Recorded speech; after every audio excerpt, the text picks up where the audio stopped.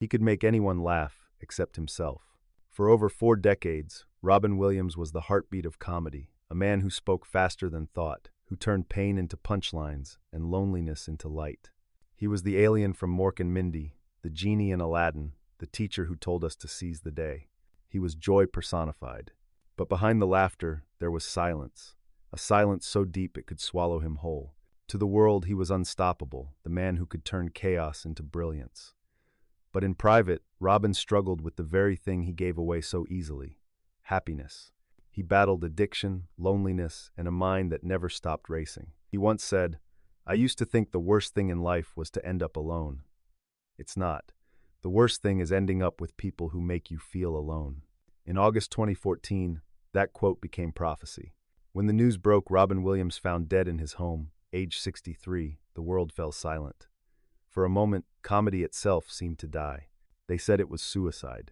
But those who knew him said it was something darker, a cruel disease that stole his body, his clarity, and eventually his will to keep fighting. He made the world laugh until it cried. And when he cried, the world never saw it coming. Everyone thought Robin Williams was a man of joy. But behind the laughter lived a truth few could face: that sometimes the ones who save us from our pain are the ones who never escape their own. Long before the laughter, before the fame and the films, Robin McLaurin Williams was a quiet, lonely boy. He was born in Chicago, 1951, to a wealthy family, his father, a senior executive at Ford, his mother, a model with a quick wit that could light up a room. But their house, large and silent, often felt like a museum. His parents worked long hours, and little Robin found himself alone more often than not. In that silence, his imagination became his only companion. He would talk to the walls, make voices, invent characters, entire worlds born out of loneliness. His classmates called him shy, but when he opened his mouth, something magical happened. He could imitate anyone: teachers, movie stars, even his friends. It wasn't confidence, it was survival. He later said, "I was the only child of working parents, and I found that if I made them laugh, they'd stay longer." When the family moved to Marin County, California, Robin discovered theater, a space where his inner chaos finally made sense. At Claremont Men's College, he studied political science briefly before dropping out to chase something that made more sense to him than any degree: performance. He trained at the Juilliard School in New York, one of the most prestigious acting programs in the world. There, he met Christopher Reeve, his roommate and lifelong friend. The two were inseparable: Reeve, the disciplined future Superman; Robin, the unpredictable comic storm. Even their teachers couldn't contain him. The great John Houseman once told Robin, "There's nothing more we can teach you here, Mr. Williams. You're already on another planet." That planet would soon become his stage. When he landed the role of Mork, a quirky alien in the sitcom Mork and Mindy 1978, Robin Williams became an overnight sensation. His manic improvisation, his voice shifts, his physical comedy, it all felt new, almost supernatural. He didn't just perform comedy, he channeled it. People tuned in not for the story, but to watch him explode on screen, never knowing what would come next. Hollywood had never seen anything like him. He didn't write jokes, he became them. He was the embodiment of spontaneity, the living electricity of comedy. But with that brilliance came restlessness. Offstage, he often sank into exhaustion and isolation. The same mind that created infinite worlds also refused to rest. He would later describe his thoughts as like having 1,000 channels and no remote. In the 1,980 seconds, as fame took over, so did the darker habits that often follow it. Cocaine, alcohol, late nights, endless parties, the things that numb the noise. He joked about it on stage, but the laughter masked dependency. Behind every joke was a plea for calm, a man trying to slow down his own brilliance before it consumed him. By the time he reached his 30 seconds, Robin Williams was no longer the alien from a sitcom. He was a global phenomenon, a stand-up genius turned movie star, adored by millions, but haunted by the one person he could never make laugh: on himself. In the 1,980 seconds, Robin Williams was everywhere. He wasn't just a comedian, he was a force of nature. His words moved faster than thought, his body barely keeping up with his mind. He could jump from Shakespeare to street slang, from political satire to absurd sound effects, all in one breath. Watching him perform was like watching a storm, beautiful, wild, and slightly terrifying. His stand-up sold out arenas. His movies began to redefine what comedy could mean. In Good Morning Vietnam 1987, he turned war into absurdity, a manic DJ using humor to stay sane in chaos. In Dead Poets Society 1989, he stripped away the jokes and gave the world a performance that felt like a prayer. Carpe diem, he whispered, seize the day. And millions did. That was Robin's gift. He could make you laugh until you cried, and then cry until you laughed again. But while the world celebrated his genius, his private world was fracturing. Fame was loud, but the silence after was deafening. The more people adored him, the lonelier he became. He admitted that after shows, he'd return to hotel rooms and feel an ache so deep it scared him. He used alcohol, then cocaine, to quiet it until the night his friend John Belushi died of an overdose in 1982. Robin had been with him just hours before. The shock forced him to quit drugs, but not the sadness. He remarried, had children, and tried to find stability. But the same mind that made him a genius refused to rest. His energy, his imagination, they never turned off. He poured it into characters that mirrored his inner war. The desperate therapist in Good Will Hunting, the cross-dressing father in Mrs. Doubtfire, the lost Peter Pan in Hook. Each role, in some way, was a cry for connection. And yet, he never stopped running. In interviews, Robin deflected questions about his pain with humor. When asked if he was happy, he joked, "I'm fine, I just have to keep talking before the demons start singing show tunes." It was funny, but it wasn't a joke. As the years passed, the pressure grew heavier. He was winning Oscars, breaking records, adored worldwide. But inside, the laughter began to echo back. His mind, once his greatest gift, started to betray him. In the early 2000s, Robin relapsed into alcohol after 20 years of sobriety. He checked into rehab quietly, trying to hide the cracks. Friends noticed the change, the slower speech, the sadness behind the eyes. Even when he returned to the stage, the energy felt forced, as if he was trying to summon something that no longer lived in him. And then came the confusion. He began forgetting lines, losing balance, shaking without cause. He thought it was stress, maybe depression, maybe Parkinson's. But the truth, the one no one would discover until it was too late, was something far more cruel. Behind the laughter, behind the fatigue, his brain was being stolen from him. He didn't know it yet, but Lewy body dementia, a rare and brutal neurological disease, was already attacking his mind, blurring reality, feeding him nightmares, distorting his thoughts. The man who once created entire worlds inside his imagination could no longer trust his own. To the world, Robin Williams was still the eternal optimist, the genie, the teacher, the friend. But inside, he was disappearing. And on the 11th of August 2014, the man who had given the world joy finally ran out of light. The news spread like shockwaves. Robin Williams dead at 63. Everyone asked, how could the happiest man in the world take his own life? The answer was simple and heartbreaking. He didn't want to die. He just wanted the noise to stop. The headline said suicide, but the truth behind Robin Williams' death was far more devastating and far more human. For months before he died, Robin had been changing. His friends noticed it. His wife, Susan Schneider Williams, saw it every day. The man who once overflowed with energy and imagination had become frightened, confused, and disoriented.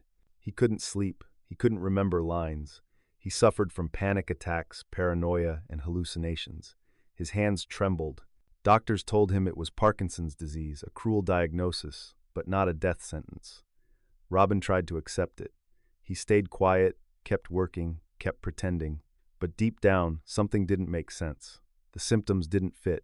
He wasn't just slow or shaky, he was vanishing. After his death, when doctors examined his brain, they discovered the truth. It wasn't Parkinson's, it was Lewy body dementia, one of the most aggressive neurological diseases known to science. The autopsy revealed that nearly every region of his brain had been affected, the parts that control memory, emotion, logic, and movement. The disease had caused intense anxiety, insomnia, paranoia, and terrifying hallucinations. Robin had been trapped inside his own mind, aware of what was happening but powerless to stop it. His wife later said, Robin wasn't in his right mind. He was being attacked by something invisible, something he couldn't understand. And suddenly, everything made sense. The restlessness, the fear, the exhaustion. The comedian who could become anyone couldn't recognize himself anymore. In his final days, Robin told Susan he felt like he was losing his grip on reality. He was exhausted, humiliated by what the disease was doing to him. He couldn't remember his lines, couldn't control his body, couldn't sleep without nightmares. He was drowning not in sadness, but in confusion. On the 11th of August 2014, he was found in his home in Tiburon, California. The world rushed to call it suicide, depression, tragedy. But Susan knew better. It wasn't despair that killed him, it was the disease that had already taken everything he was. For years, we believed Robin Williams died because he was sad. The truth is, he died because his mind betrayed him, because the thing that gave him genius was also what destroyed him. It's cruelly poetic. A man who could become anything lost the ability to be himself. After his death, Susan became an advocate for awareness, writing essays and speaking publicly about Lewy body dementia, calling it the terrorist inside my husband's brain. She said, Robin's suicide was the only way he could escape. When the world learned this truth, grief changed. It wasn't just sadness anymore, it was guilt, because we all believed the man who gave us laughter had lost the will to live, when in truth he had lost the ability to think. And yet, even in his last moments, his legacy wasn't despair, it was love. Because Robin Williams left behind more than films and laughter. He left behind proof that kindness, even when born from pain, can change the world. From this channel's perspective, Robin Williams was not simply a comedian, he was a mirror reflecting the deepest truth about being human. He showed us that joy and pain are not opposites, they are twins, born from the same heart. Robin's genius wasn't in his ability to make people laugh, it was in the empathy behind every joke. He could read a room like a soul whisperer, sensing who needed hope, who needed escape, who needed to feel seen. That's why his humor never felt cruel. It felt like medicine. His laughter wasn't a performance, it was a rescue. But the same gift that made him extraordinary also made him vulnerable. The emotional depth that allowed him to play Mrs. Doubtfire or Good Will Hunting's Sean Maguire wasn't an act, it was real. He carried the same sadness, confusion, and longing as the characters he portrayed. The difference is on screen, he could heal others. Off screen, he couldn't heal himself.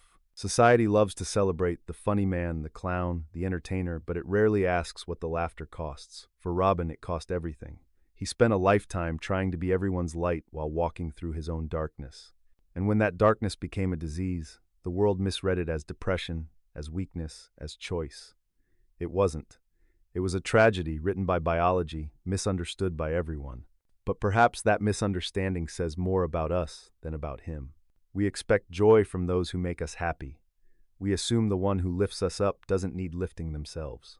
Robin proved how wrong that is. In many ways, his story is the story of every person who hides behind humor, the ones who laugh the loudest, because silence feels unbearable. His brilliance reminds us that even the brightest souls can fracture, and that kindness is not weakness, but endurance. His art will outlive all of us, not just because it's funny, but because it's honest. Every time he made us laugh, he was saying, "You're not alone." And even in death, that message remains his greatest gift. Robin Williams was not a man who lost to sadness. He was a man who fought a battle we never saw and still gave love to everyone but himself. He taught us that laughter can save lives, but only if we remember to listen for the silence between the jokes. There's a scene in Dead Poets Society that feels different now. Robin Williams, standing in front of a classroom, tells his students, no matter what anybody tells you, words and ideas can change the world. And maybe that's what he was doing all along, changing the world. One laugh, one tear, one truth at a time. Today, nearly a decade after his passing, his voice still lingers.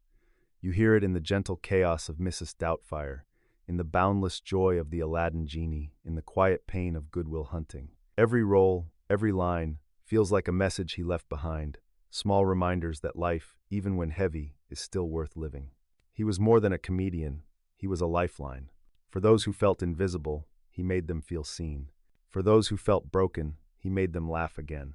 And in doing so, he became something far greater than a performer. He became a piece of humanity itself. It's strange to think that the man who gave the world so much laughter could leave behind such silence. But maybe that silence isn't empty. Maybe it's sacred. Because every time we quote him, every time we rewatch a scene and smile through tears, a small part of him lives again. Robin Williams once said, "Everyone you meet is fighting a battle you know nothing about. Be kind, always." That was the truth he carried, that kindness is the only real legacy worth leaving. The world will always remember his laughter, but what truly endures is his heart. The way he reminded us that light doesn't come from perfection, but from love, even when it hurts. He was the comedian who couldn't laugh, and yet he gave the world permission to.